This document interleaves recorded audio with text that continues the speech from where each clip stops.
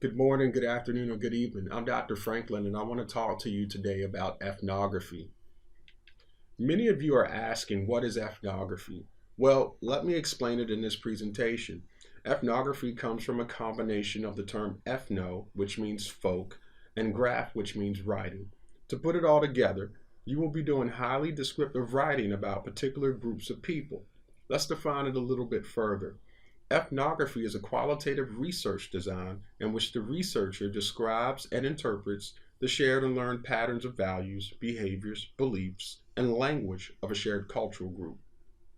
An example of a cultural group could be a few teachers or a few social workers. In most cases, ethnographers will want to survey a large group of teachers or social workers. Cultural groups are not necessarily relegated to political groups, religious groups, or groups that emphasize ethnic background. Outside of those groups, a cultural group could be an organization or business such as Chick-fil-A. Chick-fil-A has values, behaviors, beliefs, and language that is unique to the employees and executives of the business. To elaborate a bit further, if we were to look up the core values of Chick-fil-A, you would find that their core values involve honoring God, being a good steward of everything entrusted to them, and positively influencing everyone they come in contact with.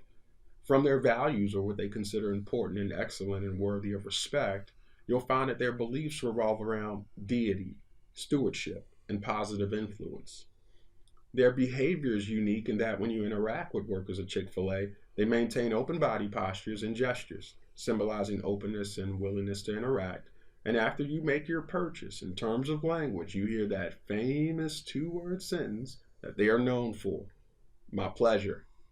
You know what it means. It means thank me. No, no, no, no, no, no, no, no, no, no. Thank you. They are viewing you incredulously, as if to say, I should be thanking you. And some of you, they should be thanking as you paid their child's way through college. So, this semester, you'll select a workplace to observe so that you can get an understanding of the values, behaviors, beliefs, and language that is associated with your ideal place of employment or something that is connected to it in some way. Now, I said that ethnography is a form of qualitative research. Qualitative research, in comparison to quantitative research, may be used to generate theories and hypotheses for potential quantitative research.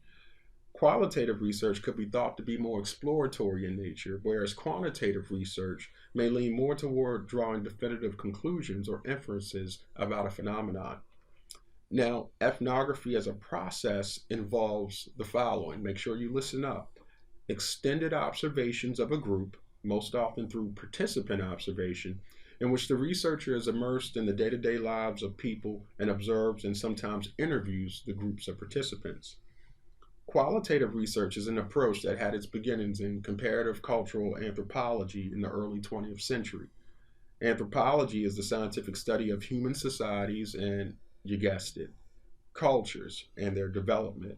So anthropologists may take a variety of approaches such as biological, linguistic, cultural, and even social. Examples of those that conducted this research early included Boas, Malinowski, Brown, and Mead. In the 1920s and in the 1930s, sociologists Park, Dewey, and Mead out of the University of Chicago decided to adapt the anthropological approach field method to study cultural groups in the U.S. Many of the ethnographers in the early 20th century were reformists. Reformists are basically individuals who advocated the reform of an existing system instead of its abolishment or replacement. More on that later, though. Wyden Williams was not a fish, but he was a Renaissance man who stumbled through a number of jobs, eventually ending up in one of my favorite cities in the States, Pittsburgh, Pennsylvania, and he worked in a steel mill.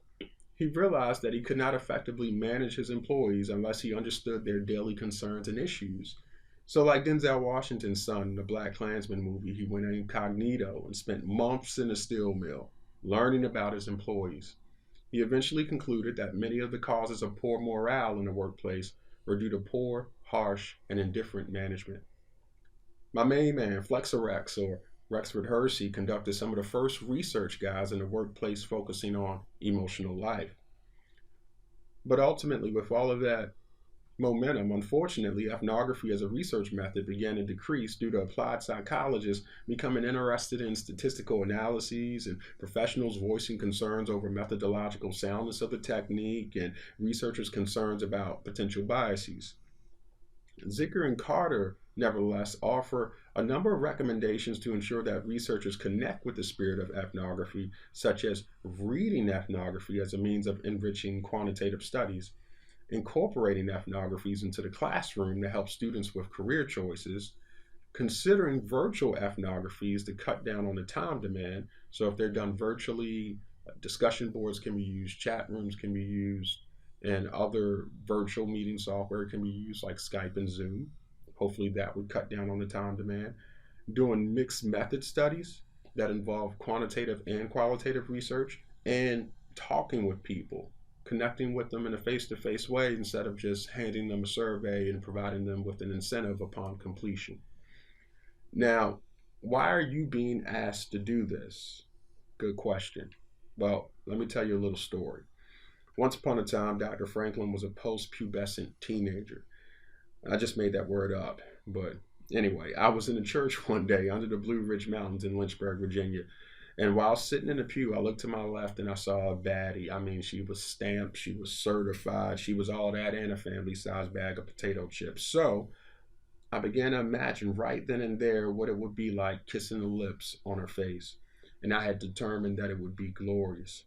Fast forward a month later, and I'm leaving the Dollar movie theater with her at Candler's Station Mountain. And we eventually are standing on the bus stop. I realized that I have not made my move to kiss her, and it was making me feel kiss spelled backwards. So anyway, we have to catch separate buses home, and her bus arrives before mine, and I watch her board the bus, make her way to the back, and just as I'm beginning to reflect on how I blew my opportunity, cue Chris Brown, I Should Have Kissed You song, one of the bus windows slides open, and I hear, Drew, and I come running like, word? I get to her and I raise up on my tippy toes to kiss her, and while I'm elevating, my nose drifts over the opening of her mouth.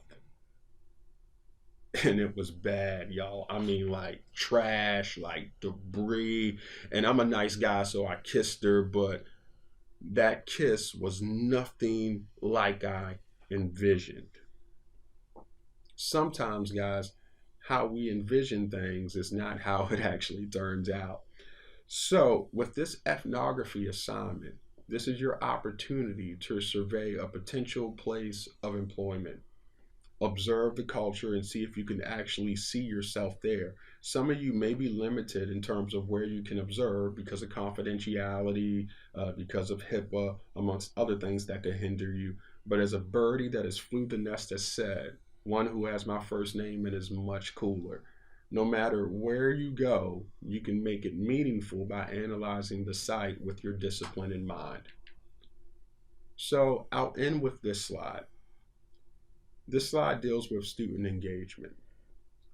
Listen, you can be engaged to the point where this course is really meaningful, or you can just do enough to get by. The choice is yours. You can make it meaningful, or you can make it all about the grade.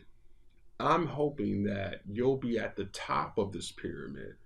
I hope you'll make it meaningful, and as a result, you'll get the grade that you deserve.